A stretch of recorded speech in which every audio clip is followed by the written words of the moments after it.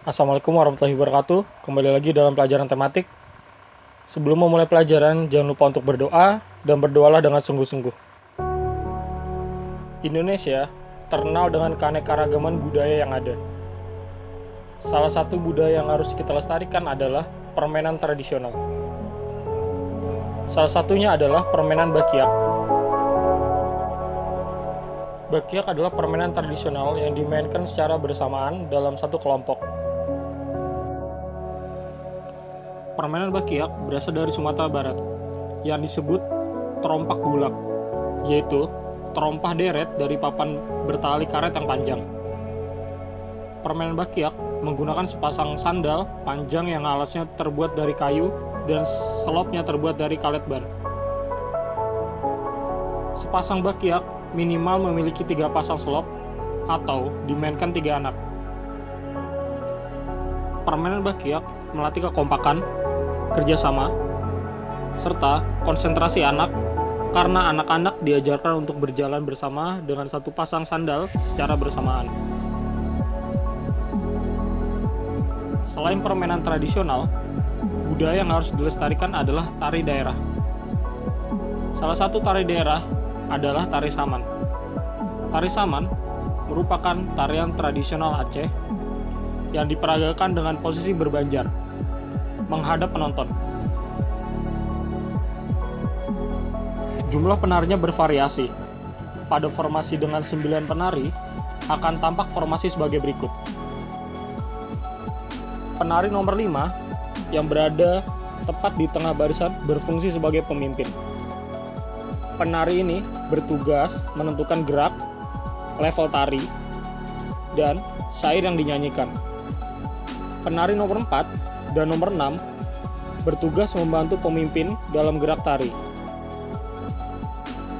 Penari nomor 2, 3, 7, dan 8 bertugas mendukung gerak tarian dan menjaga kerapatan antar penari, sedangkan penari nomor 1 dan 9 bertugas menjaga formasi tetap lurus. Bagian inti tari saman ditarikan dengan posisi duduk, berlutut dengan berat badan bertumpu pada kedua kaki. Untuk dapat menarikan tari saman, kita perlu yang namanya kerjasama. Kerjasama bisa dilakukan dengan cara gotong royong, seperti halnya yang dilakukan warga desa Lor dan desa Sabrang dalam cerita berikut ini. Hari ini, warga di desa Lor dan desa Sabrang terlihat sangat sibuk. Meskipun masih pagi, warga sudah berkumpul di dekat jembatan. 3 hari yang lalu, jembatan kayu yang menghubungkan antara desa Lor dan desa Sabrang ambruk karena hantaman air sungai yang meluap.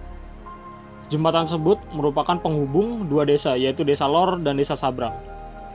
Ambruknya jembatan membuat aktivitas warga di 2 desa itu menjadi terhambat. Desa Lor dan desa Sabrang memiliki hubungan yang erat. Kedua desa tersebut terkenal dengan warganya yang religius. Untuk menyelesaikan permasalahan tersebut, kedua warga desa sepakat untuk bekerja sama, bahu-membahu membangun jembatan. Warga bekerja sama dan bergotong royong membangun jembatan. Semua tampak bersemangat menyelesaikan tugasnya. Pekerjaan yang dilakukan dengan bekerja sama dan bergotong royong akan cepat selesai. Nah, dari cerita tersebut kita dapat simpulkan bahwa kerjasama adalah usaha yang dilakukan oleh beberapa orang untuk mencapai tujuan bersama. Manfaat yang kita dapatkan ketika kita melakukan kerjasama adalah pekerjaan lebih mudah selesai. Selain itu, kerjasama juga dapat menumbuhkan sikap persatuan. Sikap-sikap yang harus dihindari dalam bekerja sama adalah sikap egois, yaitu sikap yang ingin mementingkan dirinya sendiri. Sebagai warga negara yang memiliki keragaman suku bangsa, budaya, dan agama, mempertahankan persatuan dan kesatuan sangat penting untuk keutuhan bangsa. Sikap saling menghargai dan toleransi antara sesama akan mewujudkan persatuan dan kesatuan, sehingga terciptanya masyarakat yang rukun dan damai. Sebagai contoh kerukunan yang ada di Alor. Alor merupakan salah satu kabupaten di Provinsi Nusa Tenggara Timur. Alor mempunyai cerita unik dan menakjubkan. Mereka dapat hidup berdampingan, sangat damai meski dalam kesederhanaan, dan ikatan agama yang berbeda-beda. Hal yang lebih menakjubkannya lagi, kedamaian yang tercipta itu merupakan cerminan toleransi hidup beragama yang sempurna. Sebagian besar penduduk Alor beragama Kristen. Agama Katolik dan Islam merupakan agama kedua terbanyak yang dianut di masyarakat sana. Akan tetapi, tingkat toleransi beragama di sana sangat tinggi, yang membuat warganya hidup damai dan juga rukun. Nilai keagamaan, terutama antara Kristiani dan Muslim, telah terbentuk keyakinan pada generasi baru di Alor. Mereka memegang teguh warisan keyakinan Hulen Batonga Belolo Rerawulan Tanah Ekan, yakni sebuah keyakinan akan adanya pencipta langit dan bumi. Di desa Lama Holot misalnya, baik generasi tua maupun generasi muda masih memegang teguh keyakinan Lewo Tanah, yakni kampung halamannya yang harus dibangun dengan penuh kedamaian.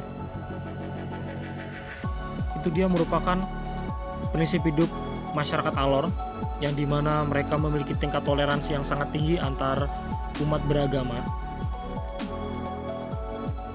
Kerukunan dan toleransi antar umat beragama di Alor dapat terwujud karena masyarakatnya menganggap manusia mempunyai asal-usul yang sama. Jadi, tidak ada alasan bagi siapapun untuk menganggap agama satu dari mereka yang paling benar ataupun berprasangka buruk terhadap penganut agama lain. Cukup sekian materi tematik kita pada hari ini. Tetaplah jaga kesehatan. Saya Hamdalah, alhamdulillahirobbilalamin. Wassalamualaikum warahmatullahi wabarakatuh.